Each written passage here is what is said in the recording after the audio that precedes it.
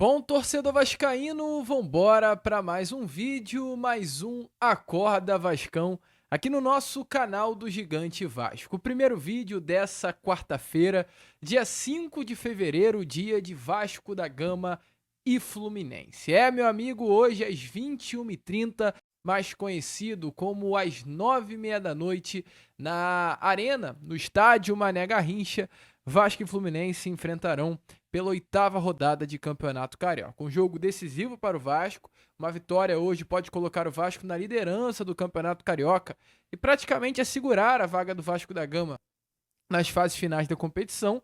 Mais uma derrota complica e muito a vida do nosso Cruz Maltino no Campeonato Estadual. A gente vai falar, é claro, sobre esse Vasco e Fluminense. Vamos fazer aqui com vocês uma grande análise, um V1. A gente vai trazer aqui a vocês o elenco do Vasco e o elenco do Fluminense, pois nesse momento se há uma grande discussão de qual é o elenco melhor, qual é o time titular melhor entre Vasco da Gama e Fluminense, e a gente aqui, junto com você, vai debater 1 a 1, 11 a 11, quais são os melhores jogadores de cada equipe. Será que tem algum jogador do Vasco que seria titular no Fluminense? Será que tem algum jogador do Fluminense que seria titular no Vasco? A gente vai ver isso e vai tirar agora a prova dos 9. Entretanto, vascaíno, antes de começar aqui o vídeo, antes de deixar todos vocês aí muito bem informados, né, sobre o nosso Cruz Maltino, como sempre faço aqui no canal, eu quero dar as boas-vindas a todos vocês que estão chegando aqui pela primeira vez. Para quem ainda não me conhece, muito prazer, eu sou o Lucas, você está no canal do Gigante Vasco. Esse daqui, para você que não sabe, é o canal do Torcedor Vascaíno. Nós estamos aqui todos os dias, tá? 3 vezes por dia, temos o Acorda Vascão saindo às 7 horas, o Fala Gigante pela parte da tarde e o Boa Noite Gigante, que é o nosso terceiro e último vídeo do dia, saindo pela parte da noite. Eu conto muito com a presença e o apoio de todos vocês, deixando o seu like, o seu joinha, o seu gostei, ajudando definitivamente no crescimento e na ajuda do nosso canal. Fechado? Vambora então, Vascaíno, sem muita enrolação, falar logo, né, sobre esse Vasco versus Fluminense. A começar, eu acho que é muito válido, antes de entrarmos nesse 11 a 11, só rapidamente mostrar a vocês a atual tabela do Campeonato Carioca. Tá aparecendo aí na imagem. O Vasco hoje no Campeonato Carioca é o atual vice-líder, é o segundo colocado, tendo à sua frente apenas a equipe do Volta Redonda. O Vasco está invicto, né, no Campeonato Carioca, tem aí em 7 partidas 3 vitórias e 4 empates, enquanto temos um Fluminense que está lá embaixo, na 10ª colocação, com 7 pontos, 6 pontos a menos do que o Vasco da Gama, tendo em 7 partidas apenas uma vitória, 4 empates e 2 derrotas. As equipes vivem em fase diferente. Fluminense teve o seu último jogo acontecendo aqui no Rio de Janeiro. A estreia do elenco principal do Fluminense foi no Maracanã. O primeiro jogo do ano do Fluminense no Maraca. Teve um público de 8.000 pessoas. O Vasco teve o jogo no final de semana no Espírito Santo. Levou mais de 20.000 torcedores para o estádio Kleber Andrade em Cariacica, longe do Rio. Então eu estou trazendo esse parecer a vocês para que vocês possam entender a alternância de momentos. O Vasco vive um momento e o Fluminense vive outro completamente diferente. Mesmo sendo um ano, né, no caso de 2025, em que o Fluminense, o torcedor do Fluminense deveria estar muito mais otimista do que o torcedor vascaíno. Até porque nesse ano, 2025, o Fluminense estará disputando o Super Mundial de Clubes, algo grande, algo legal, algo que envolve todos os clubes do mundo. Mas parece que esse ânimo não está acontecendo, porque definitivamente o desempenho dentro de campo do Fluminense é muito fraco. O desempenho hoje do Fluminense não é bom. O Fluminense hoje não joga. O Fluminense hoje passa por um momento de grande dificuldade. E é a partir daí que a gente vai fazer esse 11 contra 11.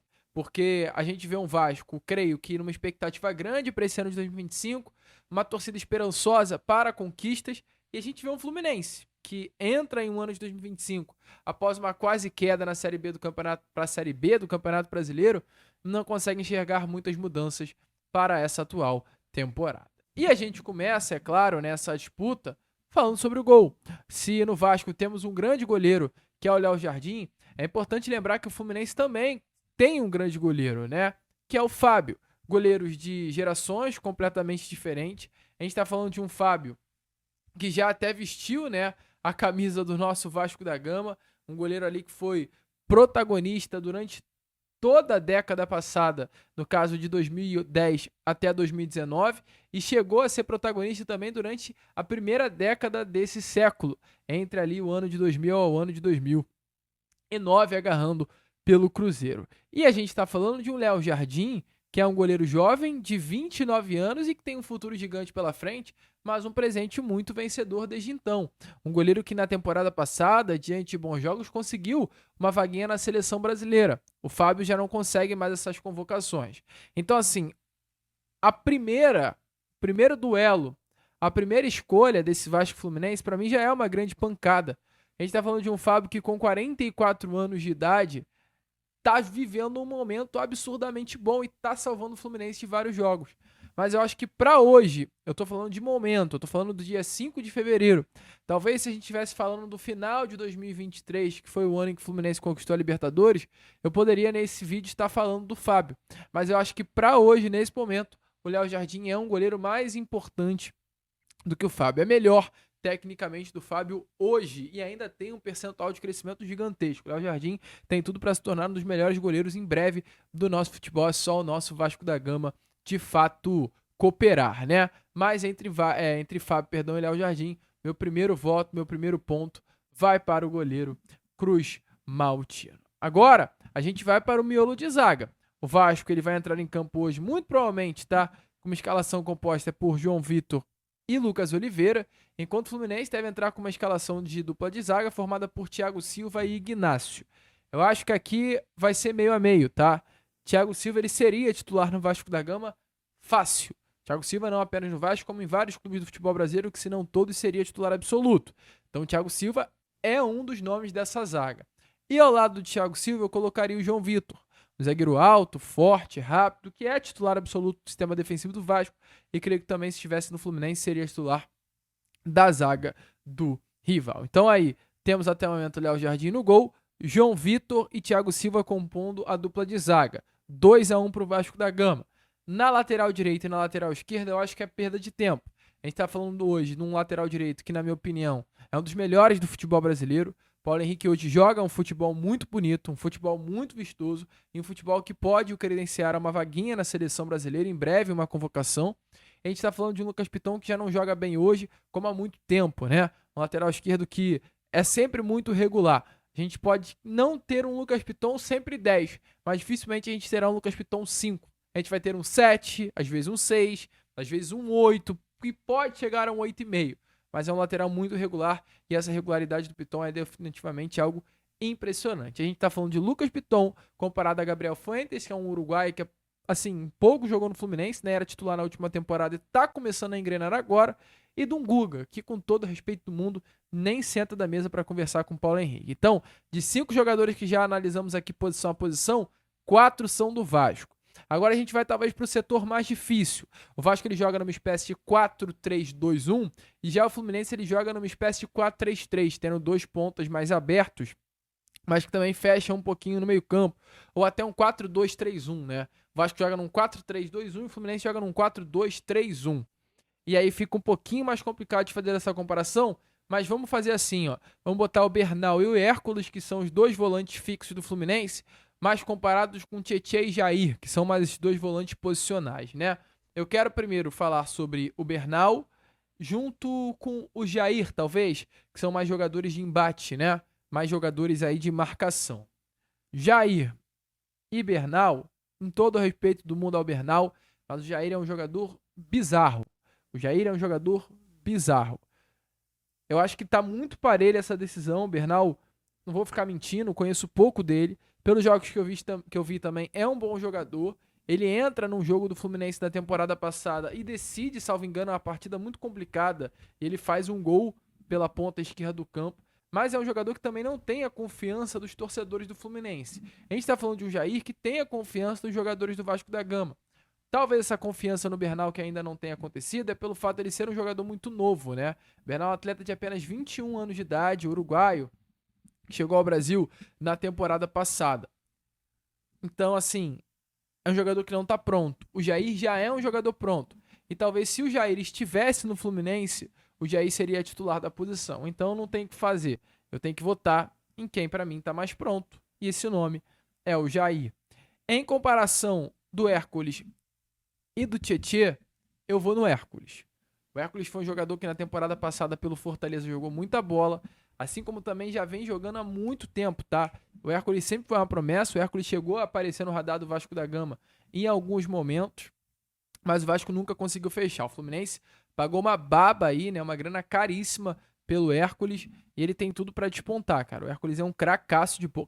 Craque eu acho que eu forcei, mas é um bom jogador, um bom atleta que talvez na vaga do Tietê seria titular. Esse volante que sai mais pro jogo, mas também tem uma boa contenção defensiva. Então, assim, pra mim essa dupla de volante, Jair e Tietê ao lado de Bernal e Hércules, seria formada por Jair e Hércules. Então, até o momento de 7 nomes, 5 ao Vasco da Gama, 2 Fluminense.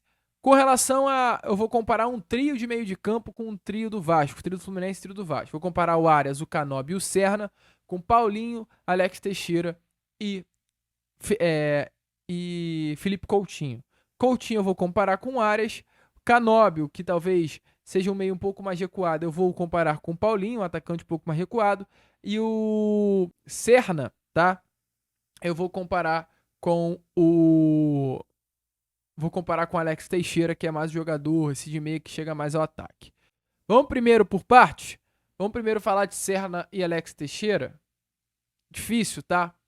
Difícil porque o momento do Alex Teixeira não é nada bom. Mas também fica ainda mais difícil porque o momento do Serna do Fluminense também não é isso tudo. O Serna é um jogador que também chegou na temporada passada no Fluminense, tem 27 anos de idade, é um atacante colombiano que atuou no Peru, em Portugal, no Paraguai, nunca foi um bom jogador. A melhor temporada dele, ele teve 9 gols e 8 assistências em 2022 no ADT do Peru. Então, assim, é definitivamente um jogador comum. Mas, cara, a situação do Alex Teixeira é muito ruim. Então, por incrível que pareça, mesmo o Serna, na minha opinião, sendo um jogador ruim, ele seria mais útil ao Vasco do que o Alex Teixeira. Ao meu ver, tá? Ao meu ver. Se talvez o Serna tivesse no Vasco da Gama, ele seria titular. Ele é um ponta que atua tanto pelo lado esquerdo quanto pelo lado direito. Posição hoje muito carente dentro do elenco. E por essa carência que o Alex Teixeira é o titular. Então, assim, cara, o Serna não é um jogador bom. Mas, infelizmente, com o nome que está sendo comparado, que é o Alex Teixeira, que não vive um bom momento. Posso queimar minha língua, hoje ele pode fazer alguns gols. Mas entre Serna e Alex Teixeira, eu vou de Serna, tá? Então, 5-3 aí, né? A gente agora vai para a segunda comparação, que é a comparação do Canóbio com o Paulinho. Eu vou, sem dúvida alguma, com o Paulinho. Canóbio, na minha opinião, é um bom jogador, mas é um jogador muito superestimado. É um bom jogador e ok, nada demais, nada além disso. Canóbio não vai decidir jogo para ninguém, Canóbio não vai mudar nenhuma partida, é um jogador muito posicional, um jogador ok. Jogador nota 7, 6, mas que não vai fazer nada extravagante, não vai mudar nenhum tipo de jogo. Gosto do Canóbio, mas não vejo ele hoje no elenco do Vasco. Se tivéssemos, é claro, um ponta para atuar, ele sendo titular no lugar do Paulinho. Não creio, tá? Então, assim, entre Paulinho, eu tô falando de um Paulinho em boas condições físicas, né? Que ele tá ainda engrenando nisso. Um Paulinho bem fisicamente, o Paulinho sobra muito em comparação com o Canóbio. Então, nessa posição, posso estar sendo um pouco cubista, talvez? Talvez. Mas eu gosto muito do Paulinho. E aí eu vou me contradizer. Me contradizer não, eu vou entrar em uma polêmica forte. Porque agora a gente vai comparar o Arias com o Coutinho. Não tô falando sobre carreira, não tô falando sobre tudo aquilo que foi conquistado, não tô falando sobre a bola que tem. Tô falando sobre o momento. Com relação ao potencial, o Coutinho tem potencial para jogar mais bola que o Arias. E já demonstrou isso. O auge do Coutinho no Liverpool foi algo surreal. O auge do Arias até o momento foi no Fluminense na Libertadores. Só que hoje, nesse momento, hoje, dia 5 de fevereiro, talvez se o Arias estivesse dentro do elenco do Vasco da Gama e a única posição para atuar fosse na do Coutinho, o Arias poderia ser titular do Vasco e o Coutinho entrasse no segundo tempo. Por quê? Porque o Arias está melhor fisicamente, o Arias está vivendo o melhor momento, o Arias é mais novo, o Arias já está acostumado com o futebol brasileiro, tem muitas coisas em questão. Então, se é para ser justo, se é para fazer 1-1 coerente, se é para fazer um negócio verdadeiro, entre Arias e Coutinho, para hoje, eu vou de Arias. Talvez daqui a 3 meses, 2 meses, quando o Coutinho estiver voando fisicamente, eu vá de Coutinho sem dúvida nenhuma e nem ligue pro Arias.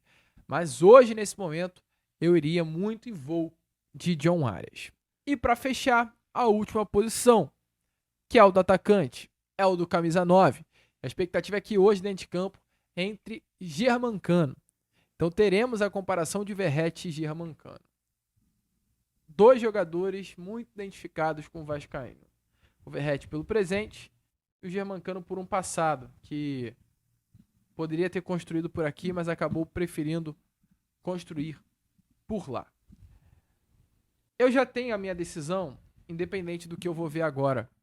Mas eu acho válido ver nesse momento, só para não ter dúvidas. A gente está falando de um Cano de 37 anos de idade. A gente está falando de um Verratti com 36.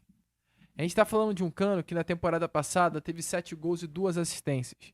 A gente está falando de um Verratti que na temporada passada teve 23 gols e 3 assistências. Ok?